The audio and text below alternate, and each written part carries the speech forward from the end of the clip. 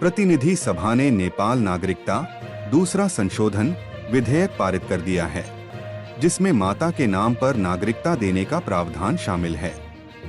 यह विधेयक विधायी प्रक्रिया में प्रवेश करने के 5 महीने बाद संघीय संसद के निचले सदन द्वारा पारित किया गया। अब यह विधेयक राष्ट्रीय सभा को भेजा जाएगा। दोनों सदनों द्वारा पारित और प्रमाणित होने के बाद यह प्रमाणन की प्रक्रिया में जाएगा। गृह मंत्री रमेश लेखक के प्रस्ताव पर यह विधेयक पारित किया गया। यह विधेयक 15 माघ 2081 को प्रतिनिधि सभा में पंजीकृत हुआ था। सरकार नागरिकता प्राप्त करने में आने वाली व्यावहारिक समस्याओं के समाधान के लिए विधेयक लेकर आई थी। विधेयक पारित करने का प्रस्ताव पेश करते हुए मंत्री लेखक ने कहा कि माता के नाम पर नागरिकता देने का प्रावधान ऐतिहासिक है।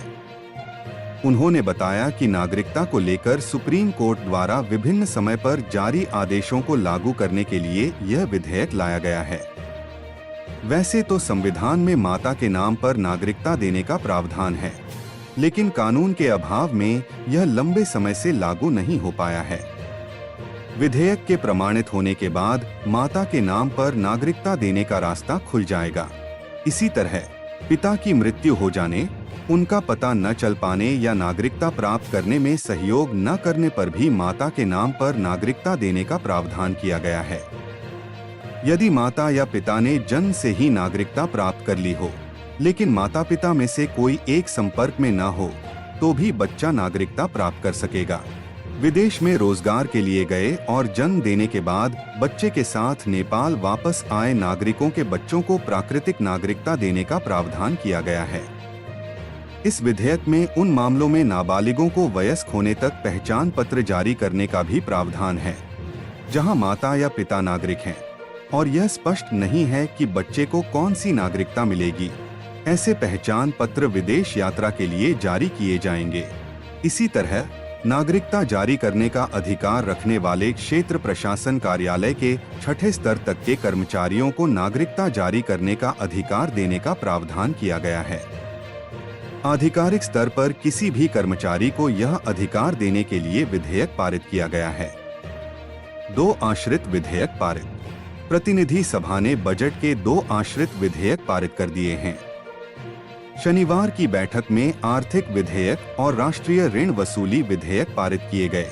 उप प्रधानमंत्री और वित्त मंत्री विष्णु प्रसाद पौडेल के प्रस्ताव पर ये विधेयक पारित किए गए।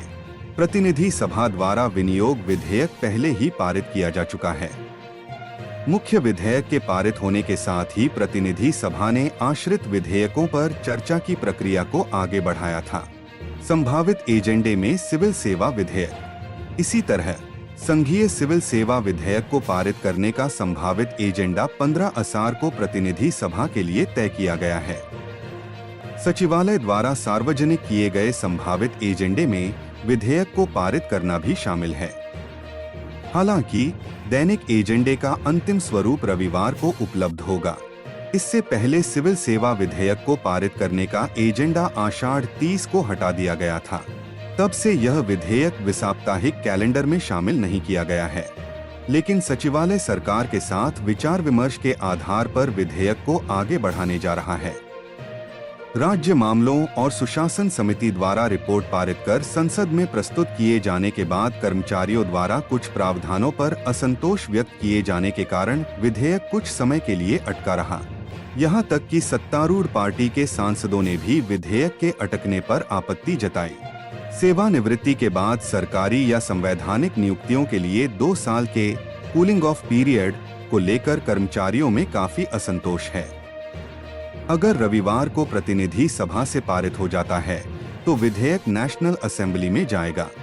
अगर आपको ये वीडियो पसंद आया हो तो इसे लाइक और शेयर करें, चैनल को सब्सक्राइब जरूर करें और बेल आइकन दबाएं ताकि हर नई खबर की सूचना सबसे पहले आपको मिले। धन्यवाद।